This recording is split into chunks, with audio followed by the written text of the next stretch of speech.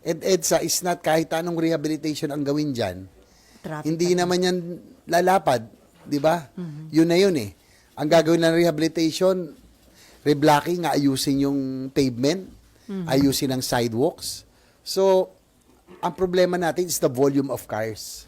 Yung volume ng vehicles, talagang sobra-sobra na. Meron akong ano yan eh. 1.8 million motorcycles, 1.5 million cars, 125,000 PUJs, 20,000 buses. Ito yung volume sa Metro Manila, no? And the main thoroughfare, of course, is EDSA. Ang isa pang worry ko dyan, yung vehicle sales sa binigay kong data noon, 300,000 every year. Ngayon po, 2024 to 2020, 500,000 pala ang bagong vehicle sales. No? So, anong ibig sabihin nun? In 3 years' time, we will have about 1 million vehicles added to our streets. And EDSA is not kahit anong rehabilitation ang gawin dyan. Hindi naman yan lalapad, di ba? Yun na yun eh. Ang gagawin ng rehabilitation, reblocking, ayusin yung pavement, ayusin ang sidewalks. So, ang problema natin is the volume of cars. So, kahit gaano kakinis pa yung EDSA na pwede mong higaan, sa ganda, halimbawa yung kanilang pagkakaayos, yung vehicle volume will still be the same.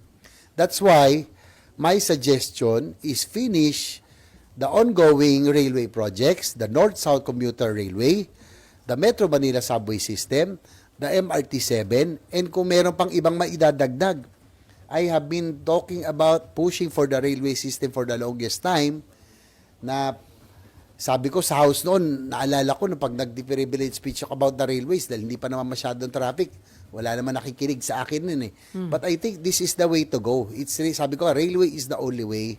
Because of our increasing population, our development, yung volume ay dadami na, hindi na talaga mababawasan. Ito po yung ginawa ng ating ASEAN neighbors, Thailand, Malaysia, Indonesia, and now Vietnam. They invested heavily in infrastructure in the 90s. Ngayon po, pag pumunta kayo sa mga bansang to, they are already reaping the fruits of their labor. Ang Vietnam, inuunahan na tayo.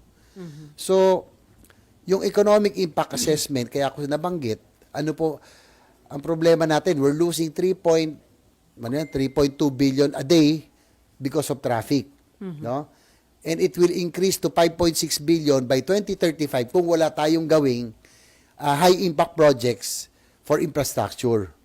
So, yun po yung a day yan, yung gasolinang nasusunog dahil sa traffic, yung oras ng bawat tao na naiipit sa traffic, and others.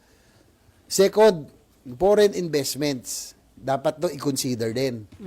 Kung titignan mo ang ASEAN ngayon, dati po nasa top 3 tayo, top 5 easily. Now, inunahan tayo ng Vietnam na.